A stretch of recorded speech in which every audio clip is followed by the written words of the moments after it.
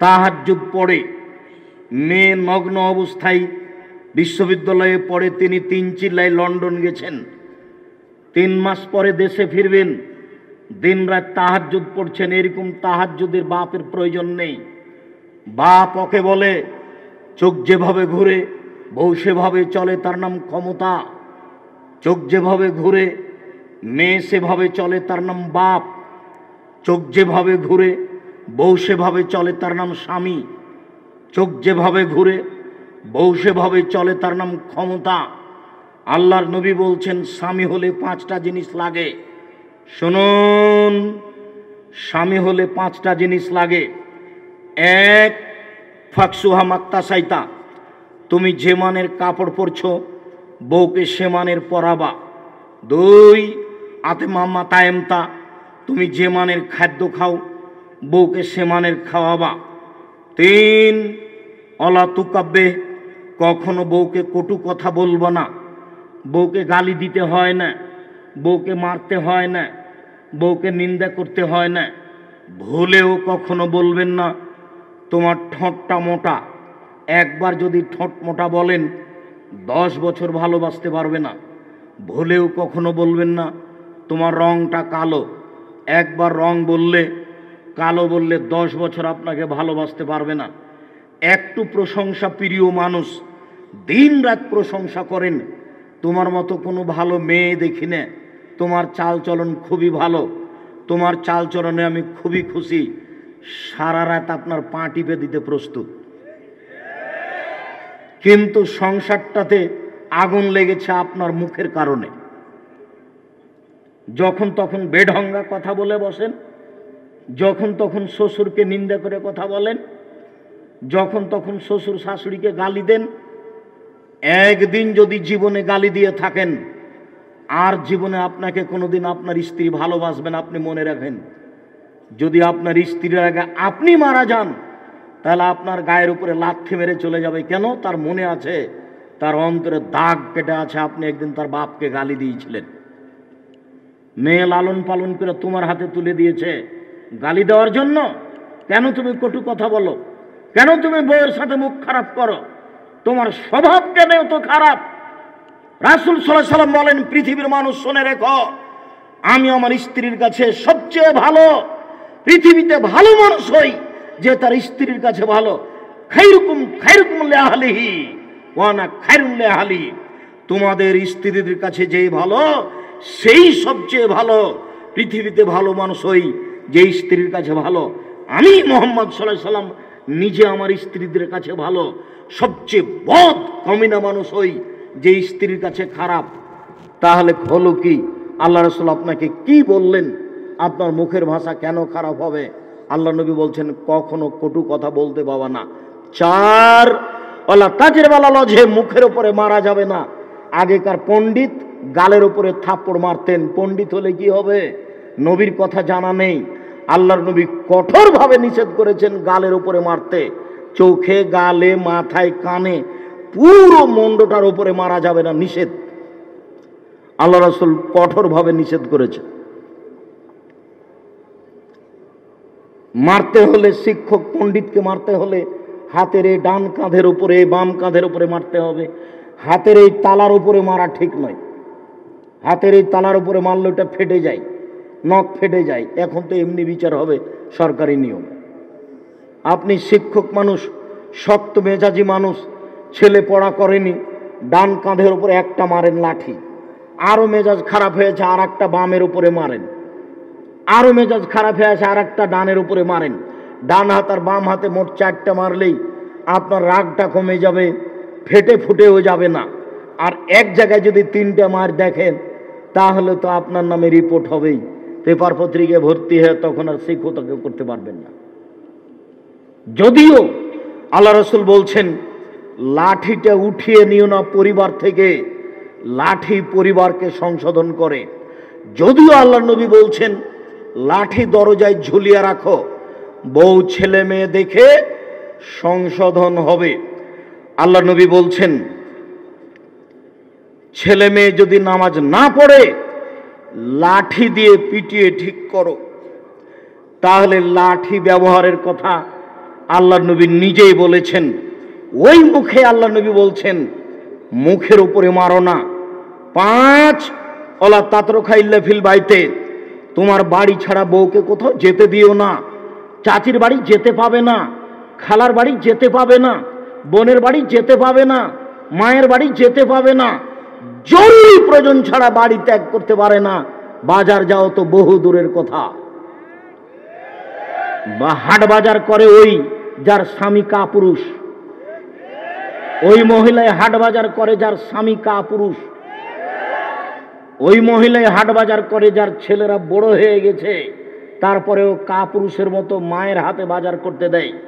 তুমি বলতে পারো না তোমার মাকে যে মা আপনি বাজারে যাবেন না? গাইরিয়াত, আত্মমর্যাদা থাকা দরকার।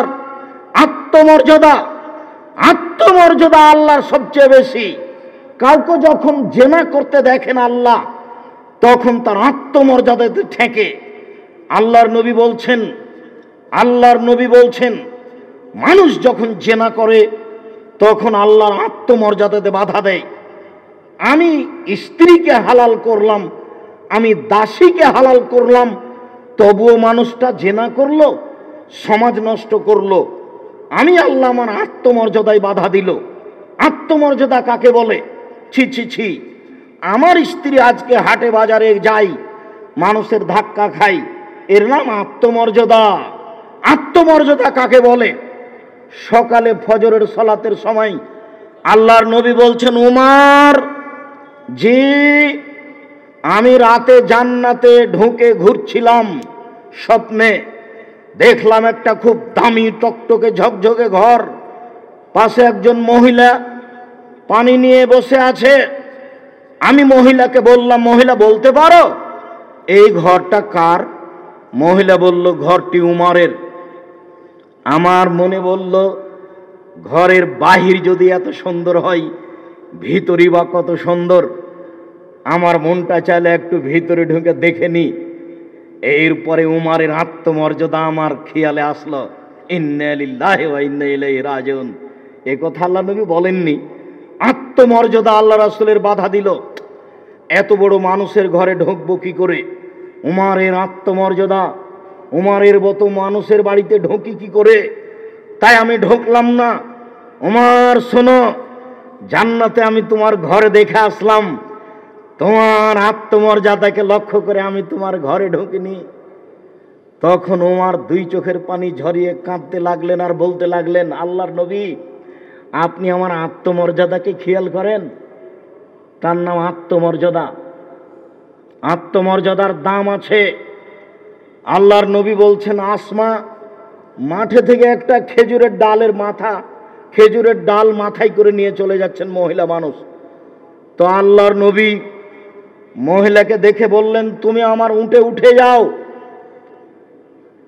তখন আসমা বলছেন, আমার স্বামী জুবাইরের আত্মমর্যাদাকে আমি চিন্তা করলাম, না না না না, আমার স্বামী জুবাইরের একটা আত্মমর্যাদা আছে। আমি কারো উটের পিছনে উঠতে পারি না, আমি কারো রিক্সায় একাই যেতে পারি না। আমার স্বামীর একটা আত্মমর্যাদা আছে। বেটা, তোমার মাও যেমন একটা অশ্লীল খেয়ালের মানুষ, তোমার বাপও একটা অশ্লীল খেয়ালের মানুষ। আত্মমর্যাদা থাকা দরকার বেটা। বাপ বেটা আজকে আত্মমর্যাদার স্বীকৃতি দাও। তোমার মা সম্মানী মানুষ, তোমার দাদা হাজি মানুষ, তোমার নানা হাজি মানুষ, এতটা অঞ্চলের তোমার নানা একজন ধনী মানুষ, তোমার দাদা একজন ধনী মানুষ। সেই পরিবারের মেয়ে তোমার মা। তোমার মা কি করে বাজারে বাজারে ঘুরে? তোমার মায়ের একটু আত্মমর্যাদায় বাঁধে না? তোমার একটু আত্মমর্যাদায় বাঁধে না? তোমার বাপের একটু আত্মমর্যাদায় বাঁধে না? এর নাম পুরুষ। পুরুষ হওয়া দরকার।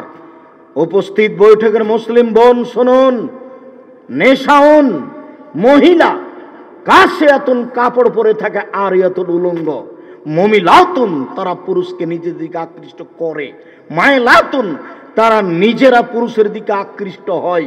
তার মানে ওরা যখন বাড়ি থেকে বের হয় তখন রাস্তাতে চললে যেন কেমন কেমন করে, একবার ডান দিকে যায়, একবার বাম দিকে যায়, একবার মাথায় হাত দেয়, একবার পিঠে হাত দেয়, কেন জানি আনছান আনছান করে, একবার ডান দিকে যায়, একবার বাম দিকে যায়, একটা ভান করে চলে।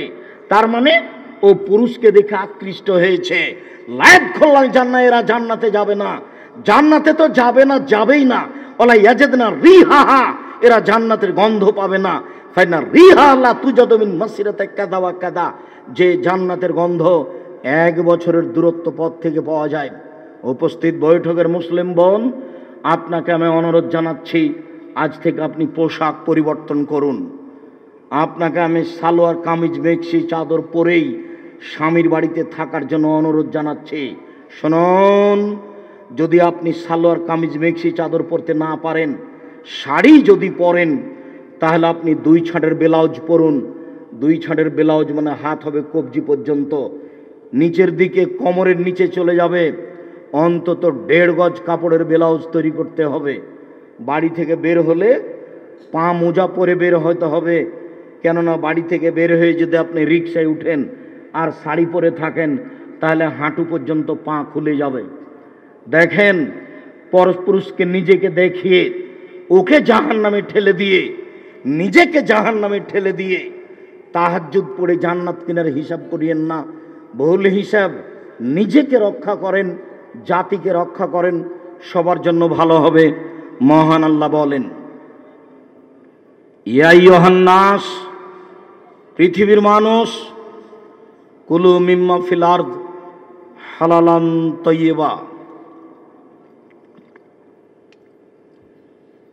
হিন্দু, মুসলমান, বৌদ্ধ, খ্রিস্টান, সবাই তোমরা হালাল রুজি খাও। মানুষের জীবনে সবচেয়ে গুরুত্বপূর্ণ কাজ হলো সালাত, নামাজ। এর চেয়ে পৃথিবীতে গুরুত্বপূর্ণ কোনো কাজ নেই। একাধিক দিন শুনেছি আব্দুর রাজাক সাহেবের মুখে, সবচেয়ে দামি ইবাদত রোজা। সেম, যদি নামাজ না থাকে তাহলে রোজা আল্লাহ কেটে দিবেন, 1 নেকিও হবে না।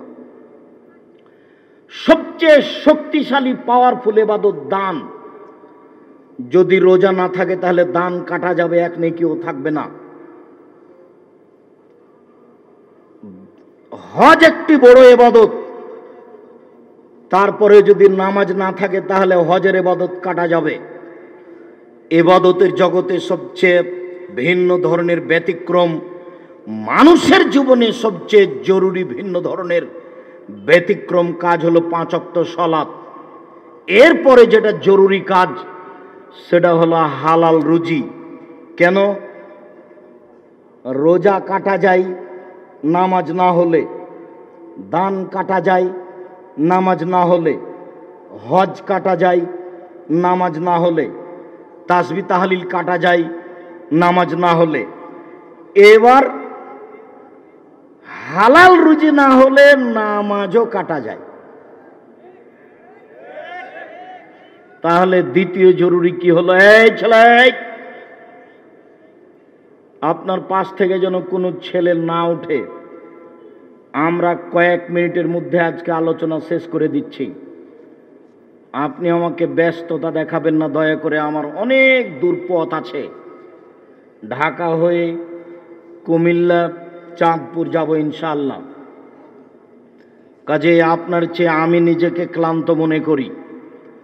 আমি এসেছি সাতলাঠির লোকজনের 5-7 বছর থেকে দাবি ছিল, এখানে দেশের বড় বড় আলেম ওলামা এসেছেন, আপনি কেন যাবেন না? আমিও এই দিনের অপেক্ষায় ছিলাম। সেই দিন কবে আসবে যেদিন আমি আপনাদের কাছে উপস্থিত হব? কয়েক বছর লেগেছে আজকে উপস্থিত করাতে। ইচ্ছা করলেই কালকে উপস্থিত হওয়া যাবে না। কাজেই 5 মিনিট ধৈর্য ধারণ করে থাকা ভালো হবে চলে যাওয়ার চেয়ে। যতই চেষ্টা করেন কালকে নিয়ে আসা সহজ সম্ভব নয়। আর আমি নির্বাচনও করি না যে তুমি আমাকে বলবে স্যার আসলে সব ভোট পেয়ে যাব, এরকম কথা তো আমার কাছে নেই। আমি এসেছি আপনার কিছু না কিছু উপকার করবই করব ইনশাআল্লাহ। আপনি অপেক্ষা করলে আপনার জীবনে কিছু না কিছু কাজ আসবে আসবে ইনশাআল্লাহ। আপনি লক্ষ্য করুন, কয়েক মিনিট মানুষের জীবনে তৃতীয় জরুরি কাজ হচ্ছে কোরআন তেলাওয়াত করা। 24 ঘন্টায় একবার না একবার কোরআন মাজিদ পড়বেন। কিছুই যদি না পারেন তাহলে শেষ পর্যন্ত কি সূরা ইখলাস 3 বার, সূরা ইখলাস 3 বার পড়লে 1-1.5 মিনিটে 3 বার হয়ে যাবে। তাহলে আপনি একবার কোরআন মাজিদের পড়ার সমান নেকি পেয়ে নিলেন। নেন না নেকি, আপনি আপনার বাড়ি ঘর ডালি সব কিছু কাপড় চোপড় ভর্তি করে নিয়ে নিন, ওর তো অভাব নেই। 1 মিনিটে 3 বার সূরা ইখলাস পড়েন, একবার কোরআন মাজিদ, 1 মিনিটে 3 বার একবার কোরআন মাজিদ। ও আমি বলিনি, এ কথা মুহাম্মদ সাল্লাল্লাহু আলাইহি ওয়াসাল্লাম বলেছে। আপনার জীবনে আজ কেন এই পুরো মাসে 3 বার ইখলাস পড়ার মতো আপনার কাছে সময় হয়নি? কি দেখাতে চাচ্ছেন আপনি? দোকানে বসে আড্ডা পিটে সময় কাটান আপনি, ল্যাংটা মেয়ে আছে যেখানে সেখানে সময় কাটা আপনার। 4 নাম্বার জরুরি ভাবে বলেছি, 2 জন যেখানে বসে আছে সেখানে বসবেন না। অনুরোধ রক্ষা করুন, 2 জন যেখানে বসে আছে সেখানে বসবেন না। বসায় অপরাধ। 2 জন মিলে একজনের বদনাম করছিল, আপনি গিয়ে বললেন ঠিক বলেছিস, আসলেই খারাপ। এবার আপনি তাহাজ্জুদ পড়ে জান্নাত কিনেন দেখি, এর নাম বদনাম, এর নাম গীবত। মাওলানা, হাজি, গাজী, আলেম, ওলামা, বক্তা দিন রাত মানুষের পিছনে লেগে আছে, বদনাম করার জন্য প্রস্তুত হয়ে আছে। অথচ আল্লাহ নবী বলছেন সঙ্গী সাথে মনে রেখো। হাল তাদরুনা, তোমরা কি বলতে পারো মানুষকে পিছন দিক থেকে ধাক্কা মেরে জাহান্নামে নিক্ষেপ করে কি? সঙ্গী সাথী বলতে পারো মানুষকে পিছন দিক থেকে ধাক্কা মেরে জাহান্নামে নিক্ষেপ করে কি?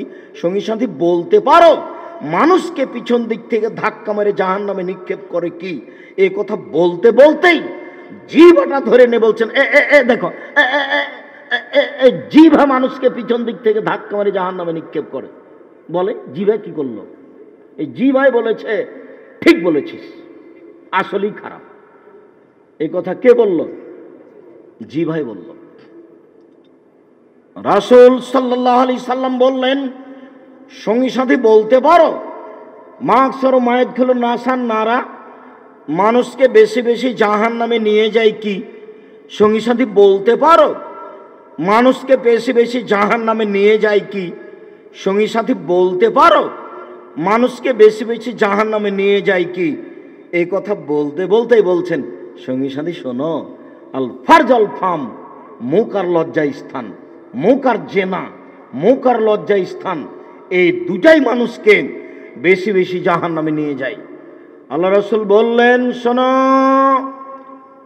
বাঁচার 3টি পথ, 3টে পথ অবলম্বন করো, জান্নাত হবেই হবে।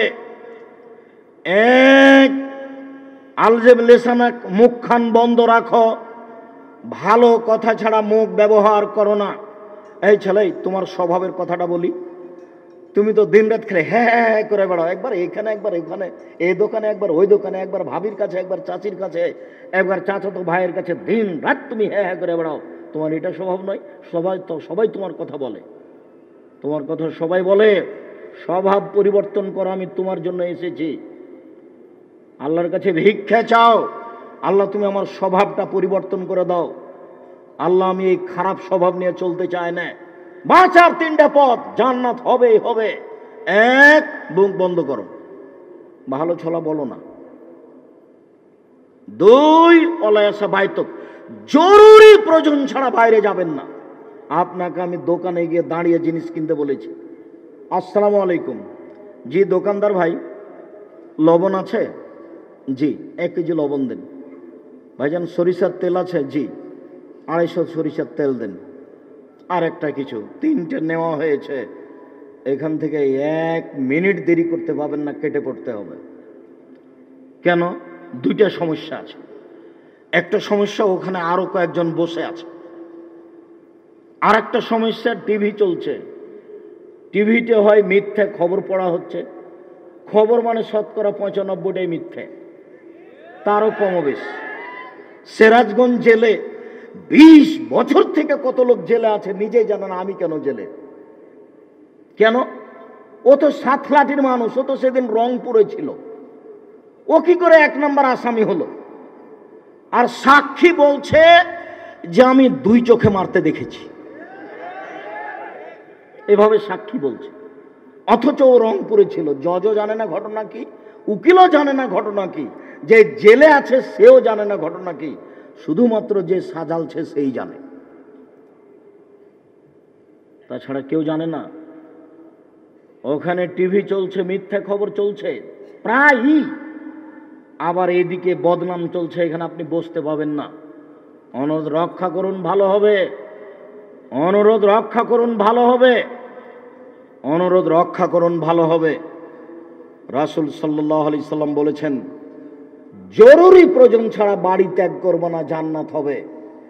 3, অবকালা খাতিয়াতে, পাপের জন্য কাঁদো, জান্নাত হবে। পাপের জন্য কাঁদে যে, সে জাহান্নামে যাবে না। গাভীর বান ওলান থেকে দুধ বের করে ভিতরে ঢোকানো যেমন অসম্ভব, আল্লাহর ভয়ে কাঁদে যে তার জাহান্নামে যাওয়া তেমনি অসম্ভব। গাভীর বান ওলানে চাপ দিয়ে দুধ বের করে ভিতরে ঢোকানো যেমন অসম্ভব, আল্লাহর ভয়ে কাঁদে যে তার জাহান্নামে যাওয়া তেমনি অসম্ভব। আল্লাহর ভয়ে কাঁদেন, জান্নাত হবেই। সম্মানিত দিনী ভাই বোন, পৃথিবীতে গজব নেজে আসবে 3টা কারণে। পৃথিবীতে গজব নেমে আসবে 3টা কারণে। মানুষের আকার আকৃতি পরিবর্তন হয়ে যাবে 3টা কারণে। দ্রব্যমূল্য বেড়ে যাবে 3টা কারণে। সমাজে গজব নেমে আসবে 3টা কারণে। 1, এজা সারেবুল খমরা, মানুষ যখন নেশাদার দ্রব্য পান করবে, তখন যখন মদ খাবে তখন। 2, জাহরাতুল কায়নাত, মেয়েরা যখন নাচবে। সব বাড়িতে বাজনা বাজে, সব ঘরে মেয়ে নাচে, সব দোকানে বাজনা বাজে, সব দোকানে মেয়ে নাচে, সব বিবাহের বাড়িতেই না মেয়ে নাচে, প্রায় সব বিবাহের বাড়িতেই বাজনা বাজে। যে কোনো অনুষ্ঠানে মেয়ে নাচে, যে কোনো অনুষ্ঠানে বাজনা বাজে। মেয়ে যখন নাচবে, বাজনা যখন বাজবে, তখন মানুষের উপরে গজব নাজেল হবে। 1, মানুষ যখন নেশাদার দ্রব্য পান করবে। 2, মেয়ে যখন নাচবে। 3, বাদ্যযন্ত্র যখন প্রকাশ পাবে। সব দোকানে বাজনা বাজে, সব বাড়িতেই বাজনা বাজে, সব অনুষ্ঠানে বাজনা বাজে। বাজনাই হচ্ছে যুবকদের মূল কাজ। সব গাড়িতে বাজনা বাজে, প্রায় সব গাড়িতেই। জানি না আপনারা গাড়িতে উঠলে বাজনা ঠেকানোর চেষ্টা করেন কিনা। আমি সম্ভবপর চেষ্টা করি বাজনা ঠেকানোর জন্য। আল্লাহর নবী 2 কানে বাজনা শুনে রাস্তা থেকে একটু দূরে সরে গেলেন, কানে আঙ্গুল ঢুকিয়ে দিয়ে দূরে সরে গিয়ে বলছেন, আব্দুল্লাহ ইবনে ওমর, হাল তাসমাউ শায়ান, তুমি কি এখন বাদ্যযন্ত্র কিছু শুনতে পাচ্ছ? তখন আব্দুল্লাহ ইবনে ওমর বললেন, জি না আল্লাহর নবী, এখন আমি কিছু শুনতে পাচ্ছি না। ফারাফা ইসবাইহি মিন উজনাইহি, তখন আল্লাহর নবী তার 2 কান থেকে 2 আঙ্গুল বের করে নিলেন। বাজনার শব্দ শুনলে আল্লাহর নবী কানে আঙ্গুল দিয়ে বাজনা ঠেকানোর চেষ্টা করতেন। চিরদিনের জন্য বাজনা হারাম। কোন কিতাবে লেখা আছে বাজনা হারাম গান? এটা নোংরা কথা, এটা ন্যাক্কারজনক, ধর্মকে বিকৃত করার কথা। সম্মানিত দিনী ভাই বোন, হালাল রুজির বিকল্প পৃথিবীতে পথ নেই। হালাল রুজি যদি না থাকে তাহলে ইবাদত কবুল হবে না। হাদিসের শেষ কথা, শেষ কথা বলতে গিয়ে আমি আপনাকে লক্ষ্য করে জরুরিভাবে বলছি, আমার দিকে লক্ষ্য করেন। লোকটা বিদেশে আছে, হাত তুলে আছে, বিপদে পড়েছে। মুসাফিরের দোয়া কবুল হয়, লোকটা মুসাফির।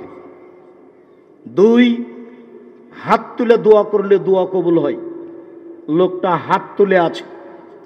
3, লোকটা বিপদগ্রস্ত, কেউ তার প্রতি জুলুম করেছে। আল্লাহর নবী বলছেন, হিন্দু যদি মাজলুম হয়ে দোয়া করে আল্লাহ তার দোয়া কবুল করবেন, তবে ও জান্নাত পাবে না, দুনিয়াতে সে সুবিধা পাবে। ও মাজলুম একটা হিন্দু মানুষ, একটা মুসলমান মানুষ তার জমি জোর করে দখল করে নিয়েছে, ও এখন আল্লাহকে যেটা বলবে সেটাই হবে। এই লোকটা হাত তুলে আছে, হাত তুলে দোয়া কবুল হয়। এই লোকটা মুসাফির, মুসাফির থাকলে দোয়া কবুল হয়। এই লোকটা বিপদগ্রস্ত, বিপদে পড়ে হাত তুলে দোয়া করলে দোয়া কবুল হয়। এরপরে লোকটার দোয়া কবুল হলো না, মাতামহ হারামন, তার খাদ্য আছে হারাম, মারসাবহ হালামন, তার পানি আছে হারাম, মালবাসু হারামন, তার পোশাক আছে হারাম, গুজিয়াবিল হারামে, তার জীবিকা নির্বাহ হারাম। আন্না ইস্তাজবুল্লাহ, তার দোয়া কি করে কবুল হতে পারে? তার দোয়া কবুল হবে না। এই দেশে কোনো এনজিও নাই যে এনজিওতে চাকরি বৈধ হতে পারে, টাকা জমা দিয়ে ব্যবসা করা বৈধ হতে পারে। এই দেশে কোনো ইসলামী ব্যাংকিং ব্যবস্থা নেই যেখানে চাকরি করে টাকা বৈধ হতে পারে। অযথা বেশি কথা বলে মুখ নষ্ট করা, পরকাল হারার বুদ্ধি করিয়েন না। পয়সা বেশি উপার্জন করেন ব্যবসা করে, ব্যবসার টাকা ব্যাংকে রাখেন নিরুপায় হয়ে। ব্যাংকে চাকরি করতে গিয়ে আনন্দের সাথে বেতন নেবেন, ব্যাংক থেকে লোন নিয়ে বাড়ি করবেন, জান্নাতে চলে যাবেন। লোন থাকে যার, জানাজা হয় না তার। লোন থাকে যার, জানাজা হয় না তার। কোটি টাকা লোন নিয়ে ব্যবসা করে সফল হওয়ার চেষ্টা করিয়েন না। আলোচনার শেষে এসে জরুরি কথা, আমার জীবনে বড় স্বাদ, আমি এদেশের মাটিতে উন্নত মানের প্রতিষ্ঠান গড়বই গড়ব ইনশাআল্লাহ। সেটাই জামিয়া সালাফিয়া। জামিয়া সালাফিয়ার জন্য আমি